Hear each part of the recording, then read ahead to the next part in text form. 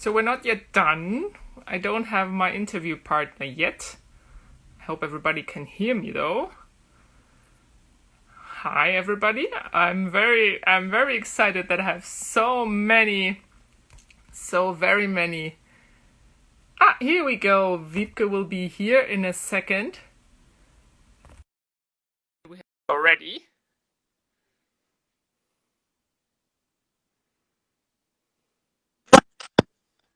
Hello Wiebke. Hello, nice to see you. See you too. I can hear you a little, not very loud, but maybe that's also my microphone or my loudspeaker. Can you hear me now? Is Ah, that yeah? It's good. that's a bit better. Okay, I will speak up. Okay, all right. So I'm very excited. I don't know how you can see all our viewers, but we have at least 20 viewers already. Okay. So, and as far as I can judge from the account, somebody is viewing us from Lebanon, and somebody is viewing us from California and from Saskatoon. My friend, So we are really all over the place. my friend Jeremy just came from Los Angeles, so Oh, there we go. That's why we have a Californian viewer. Great. So, how are you? I'm good. I'm a little bit nervous. I've never done this before, so Same here. Same here. I think I spent more time on preparation than the actual time of the interview. yeah. So we've planned this for about 30 minutes, Okay. and as everybody already knows, my interview partner and is author Wiebke von Carolsfeld. And I just like to introduce ourselves, myself, the embassy, etc., and then I will just hand over the virtual mic to Wiebke. So I hope everyone is good at home, enjoying a nice glass of wine if it's already late in Germany, or maybe even later in Lebanon, or enjoying a nice cup of tea for an afternoon reading by Wiebke von Carolsfeld. Lots of book festivals and many book tours and lots of literary events had to be cancelled due to the coronavirus pandemic. So at this point, it also appears to be very unlikely that the Frankfurt Book Fair will take place in the same manner that we are accustomed to. And unfortunately, this year, 2020, Canada would have been the guest of honor at the Frankfurt Book Fair. And that is a high honor, and we really want to think of them, and what a pity it is that now Corona came into their way. And the German Embassy in Canada would like to contribute to the literary spirit of this year, the Canadian-German literary spirit. And we would like to present a few authors from Germany and Canada, and some Germans in Canada and some Canadians in Germany. And the first of such virtual events is taking place now with Wiebke von Carolsfeld. Wiebke von Carolsfeld will be reading from her very acclaimed debut novel, Claremont. She is a German-born writer and filmmaker living in Montreal, and she has directed 3 critically acclaimed feature films, such as Marion Bridge, Stay, and The Saver. And she has won numerous awards, including Best First Feature at the TIFF.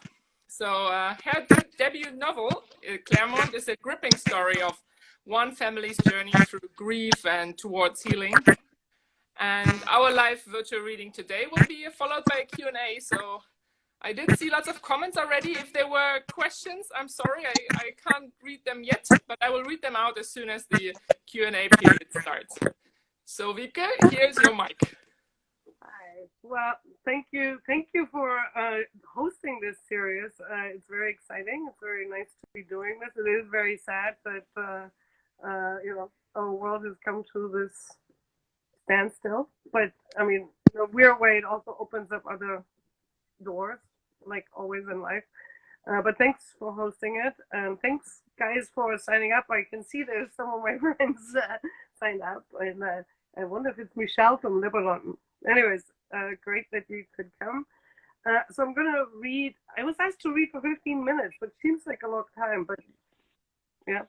Anyway, so I'm gonna read from my book Claremont, which you can buy.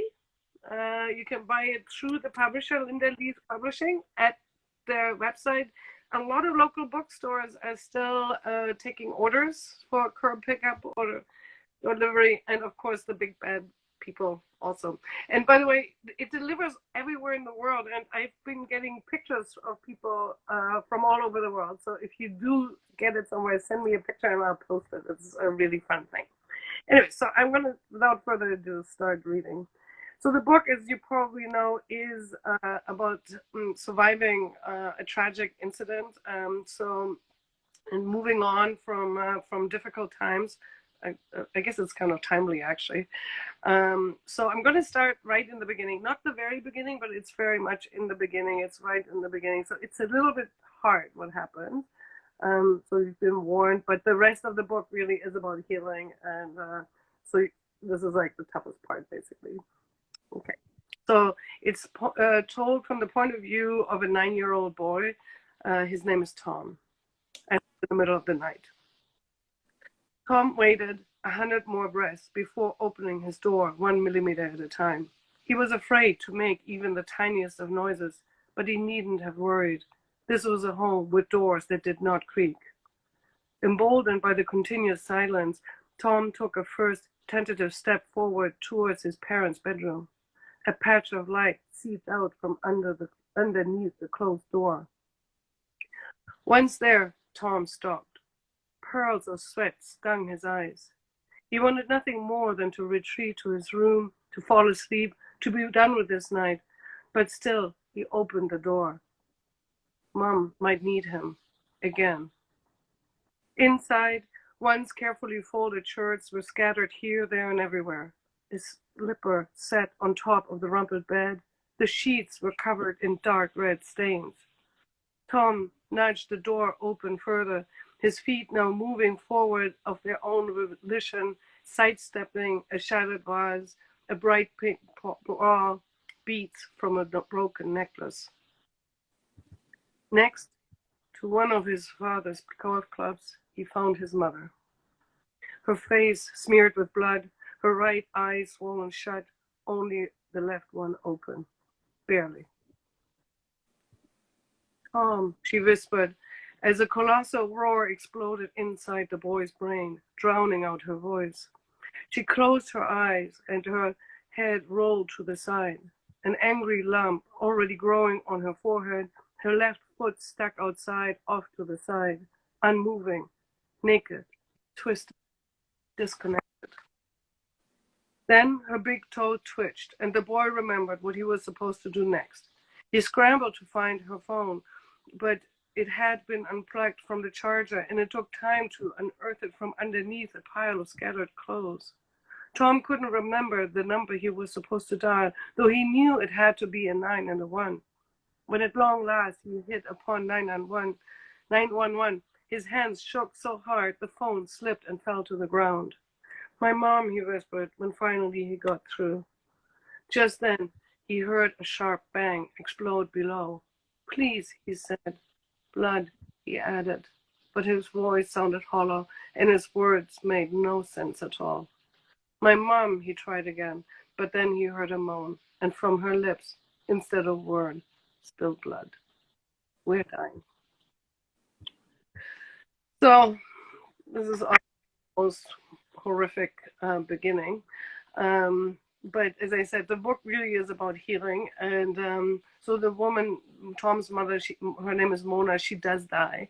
But she has three surviving siblings. The older sister, Sonia, she's a bit of a uptight suburbanite, childless. Rose, who is in her mid-30s, she has a teenage son, and she's a bit of a loose, and she lives in downtown Toronto on Claremont Street, in the block. And then there is the younger brother, Will, who is 30, but has the heart of a teenage boy. Not that most teenage boys are that irresponsible as this character.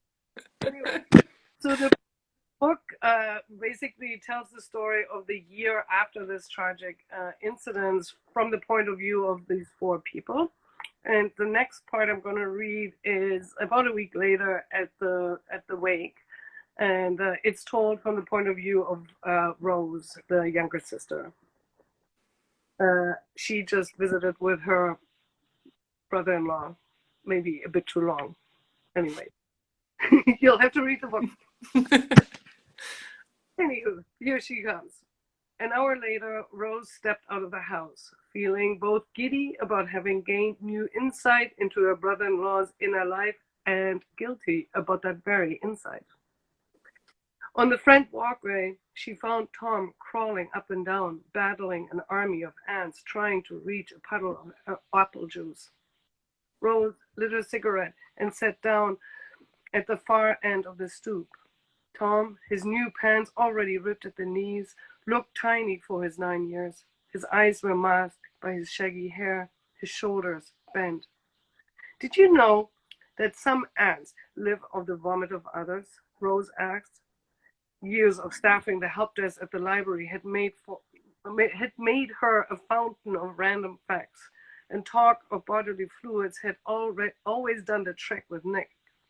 Refusing to engage, Tom continued to pile leaves upon sticks upon pebbles in an effort to thwart the aunt's attempts to break through.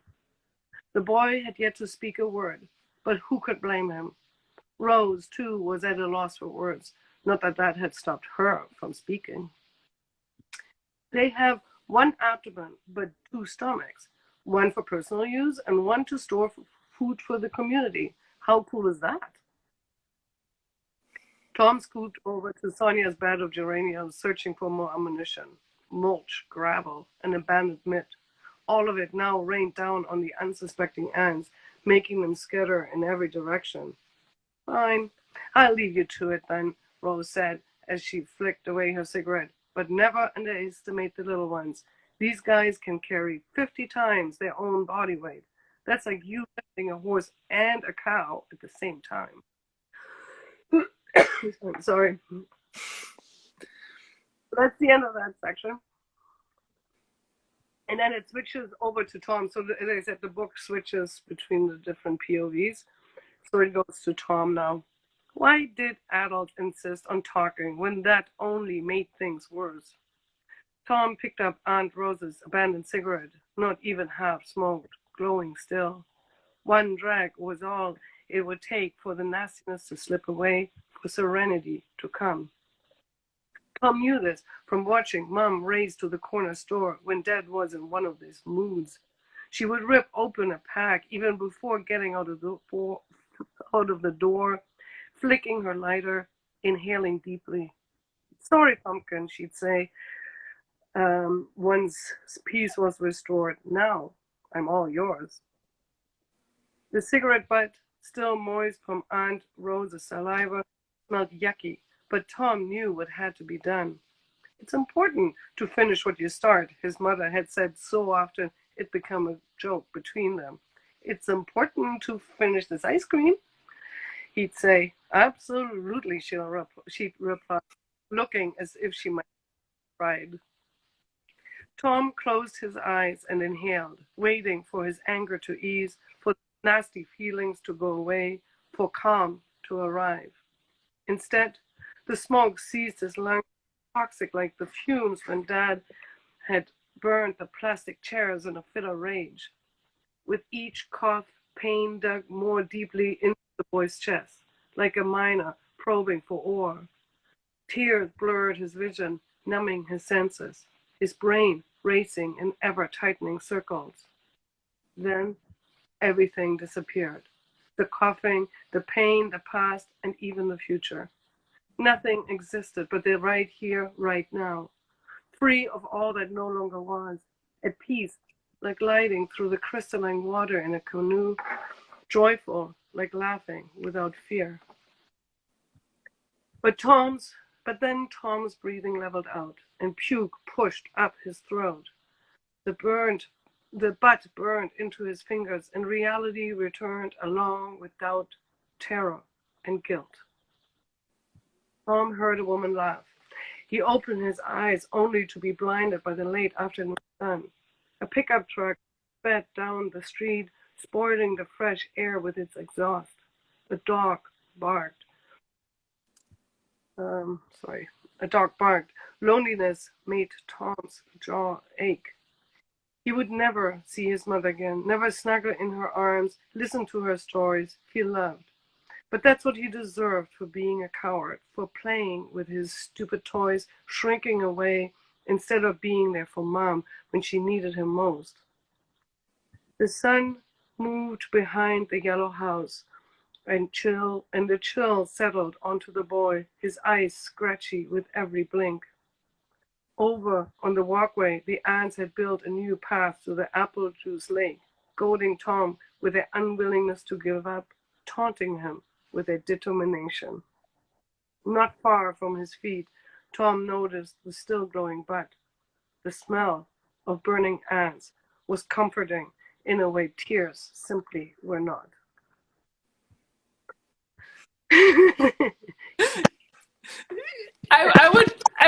I'm just reading out the last comment that I saw consciously, which was, I love to listen to her read for hours, and I would love to listen to her more. So actually, this is exactly my sentiment. I'm all admiration. I mean, this is for both of us a new technical tool, and I think it's working amazingly. I mean, I get goosebumps and shivers even digitally, right? So, so that's really great. And I have to say, you even managed to have cliffhangers in the middle of the book. I mean, whoa. Well, yes. I want to turn the page. I read one more section, or please do. I'll read one more section, and then I hope somebody has some sort of questions. Well, I'm sure if I made everybody clap for an extra, they would all clap for an extra now. Well, I can't see what is happening because I'm trying to concentrate on the reading. So I'll leave that up to you. Okay, so I'm going to read one last section. It's a little bit further down the book. So Tom winds up going to Sonia, and I'm not giving away too much because, anyways, it doesn't work out with Sonia. He winds up back in downtown Toronto on Claremont Street.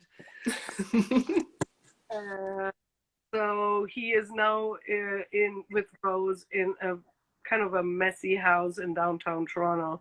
And here is the first morning. When Rose got home, she found Nick. Nick is her teenage son. She found Nick fiddling with his phone and Tom sitting across the table watching. Isn't that nice, the two of you bonding? Hey, what's this? Rose put down her 4 bags of groceries and pointed at the lone dirtied plate. Nick, where's Tom's breakfast? What is this? That's weird. I can just I heard some. Sorry, I'm very sorry about this.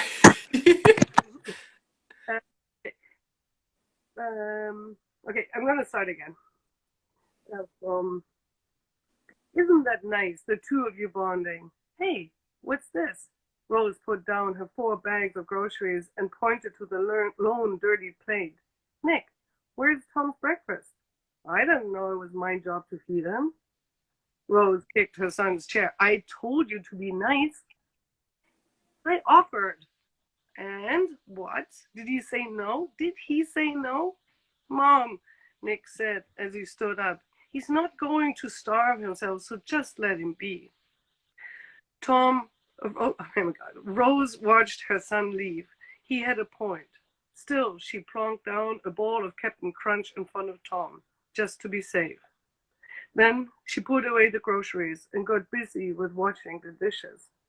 Pretending not to care that Tom hadn't so much as acknowledged her presence, Rose built a 2-foot-high pyramid of freshly rinsed cups and bowls and plates, topped by a spatula, 3 knives, and a whisk. Mount Dishmore, she declared, turning around with a proud smile. Tom didn't even look. Really? You're not going to check out my feat of dish engineering? Not a blink. Not even for a second? How was it possible for a boy to sit this still? Nick had never been able to stay put for long unless it involved a movie featuring aliens or hobbits or both. A millisecond? Picosecond. Was this a smile? Rose waited one more minute before conceding. There was no smile, no nod, nothing. I'm not sure if you heard, she finally said, bent now on getting the boy to engage. But this ain't no hotel. Around here, you've got to help out, or I'll send you back to Sonia. Immediately, Tom jumped up, grabbed his ball, and took Captain Crunch for a swim.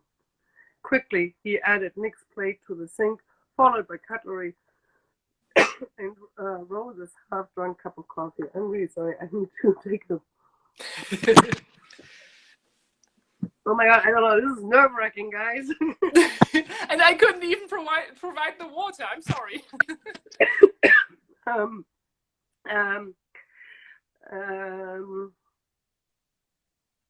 So he throws everything in the... No, immediately, Tom jumped up, grabbed his ball, took Captain Crunch for a swim. Quickly, he added Nick's plate to the sink, followed by the cutlery, Rose's half-drunk cup of coffee.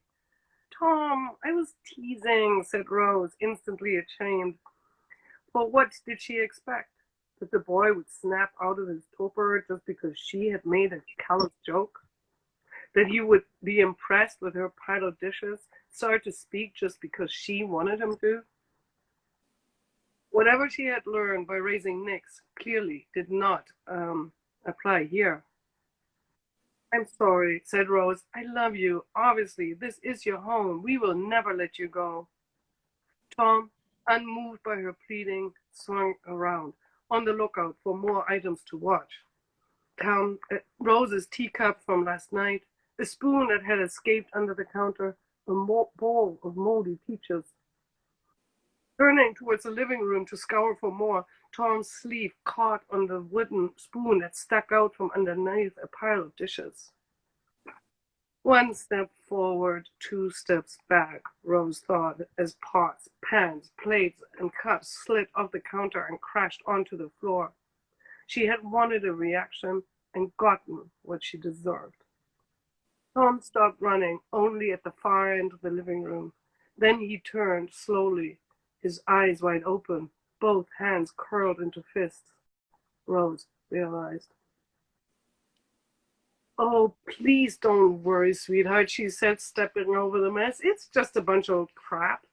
In fact, this is a perfect excuse to get those matching dishes Sonia has been on about for years. Then, instead of waiting for an answer she knew wouldn't come, she turned on the TV. There, she said, putting the remote on the sofa. You can watch whatever you want, for however long you want. No more questions asked. Thank you so much. That was so beautiful. And I just had a few comments that said, please take your time. We love you for doing this. So you only get positive comments. No worries. Even if you don't have time to read them, some of them I could read at least. So thank you very much. That was really great. And I know that there are questions because I've seen them trickle in. I'll just take the privilege of asking the first one, and which would be, when you just read out to us the story, in my head immediately the film started, right? And I saw people and I made them look like I imagined them to look like. And I was wondering, when you wrote that novel, was it any different than when you write screenplays where you have to imagine all kinds of different things and settings and yeah, is it any different?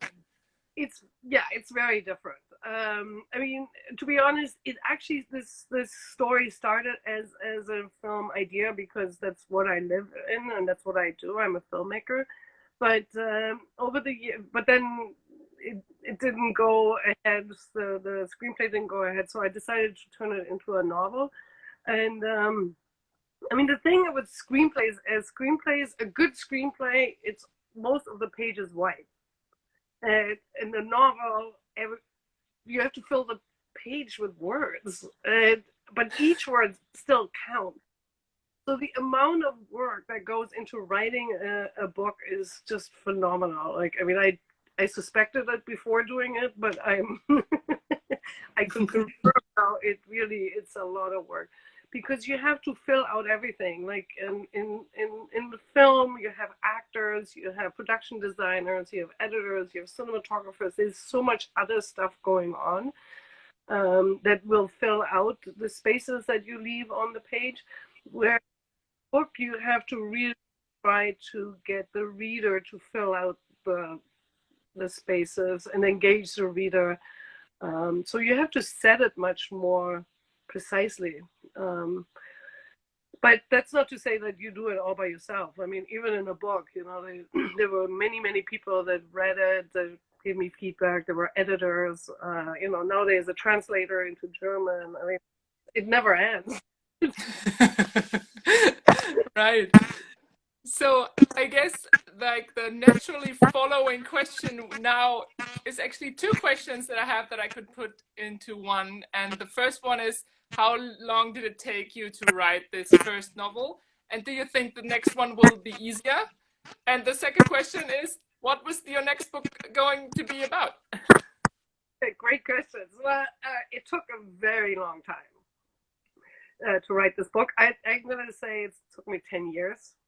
It probably is a bit more, but it was 10 years. I mean, I have made 2 movies in between, so it's not like, I've only written this.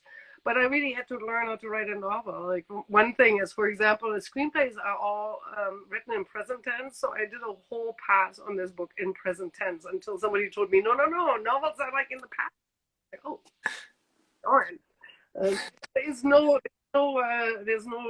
function on the computer that puts everything in past tense. You actually have to put it all in past tense. So it took a very long time. So I think my next novel, I'm hoping, will be faster because I have learned a few things, like we write it all in past tense. And I am working on it. It's going to be actually based loosely on the life of my great-grandmother, who was born in Germany, but actually immigrated to Canada in 1954 as a 70-year-old woman. And it's going to be about her life story. And yeah. Right. So it will cover the worst and most difficult parts of history in Germany? Yeah. Well, in fact, she was born in Metz, which is now France. So it's like that there also. Yeah, exactly. It will cover the most difficult time in German history from the point of view of a woman who was a single mom because she divorced her husband in 1919 with 4 young children. So, yeah. Oh, I think our viewer with the name of Eastway Gardens will be very happy because he or she asked the question. So what question do I have? Oh, yeah, you already touched on it, but maybe you can elaborate a little more. Is you are writing at the moment, right? So you are writing during the Corona pandemic. How is that going? Is that any different? Do you feel influenced by all the news trickling in all the time? Yeah. Well, it's funny. I think as writers, writers are, we are introverts. We spend a lot of time at home working or in an office working. Like it's a very natural state for me. So in that regard, it doesn't, like, my work life actually hasn't changed that much. I usually go to an office, and now I work in my home office, but that's about it. I mean, it hasn't really changed that much. I mean, real life has changed, concerns about family and friends and, shopping. Not being able to hug, all these things have changed, of course. But I mean, I will have to say it is weird. I was actually doing a rewrite on somebody else's script for hire, and in the script there's scenes with other people, and there's like people touching, and I was like, as you write this right now, it's like, oh my god, it's so weird. So not real. So you have to imagine a different time. But I mean, that's part of your job as a writer anyway. So, yeah. And I just got a new question in the same spirit, and it's asking whether the pandemic is coloring in breaks your writer's eye. Like, I imagine this to be. Do you see everything a little more negative, or are you able to escape in your head? Yeah. Yeah. I mean, yes. I mean, I do. I mean, writing is escaping into whatever, into your imagination, into the world that you've created. I mean, the world of Claremont is not the real world, it's my world. So whenever I was in that, I have created this world. I mean, which is partly why I personally don't like to write about unsympathetic people, because I don't want to be with unsympathetic people. I'm very selfish that way, you know. I also feel life is hard, so I don't like. I mean, this is a book about a very difficult subject matter, but I don't. I think it's not a downer. Like at the end, without giving away too much, like you know, I don't leave you hanging in a terrible place. I think life is too hard for that. So maybe I'm more tinted in that way. You know what I mean? But I mean, you know, I mean, hopefully this will not be the end. This will not be. It will not be like this forever and ever. It will be a phase in our lives, and we will look back and go. I mean, I'm a little bit reminded. I mean, it's different, but I'm a little bit reminded. I remember 9/11. People are like, "That's the end of sarcasm, and we're not going to have any negative stuff anymore." And it's like, oh, well, that didn't happen. So I mean, we'll see in the long run what happens. That's true. So I've got 2 more minutes for 2 more questions. One of them was why Claremont Street? Is there any particular notion behind the fact that you chose that street? There is. I used to live on it. I used to live in that very house. Aha. And was it as messy as you describe it in the book? Not quite, but there's some spooky stairs. I mean, there's stuff from it. It's not quite as messy, no. But Okay. Yeah. And for a last question, as well as in books as in real life, do you like good ends more than bad ends? Do you like happy ends more than bad ends? Well, I think it's important to. I think we engage with stories, or with movies or literature or whatever, because we want to understand more about who we are in the world. So I think as long as that happens at the end of whatever I'm watching or reading, I'm okay. I don't like to be just jerked around. I don't like. See, to me, most stories have this huge climax, and the explosion happens, and then it's over. So Claremont is to me about, yeah, okay, so this terrible thing happened, but then what happens?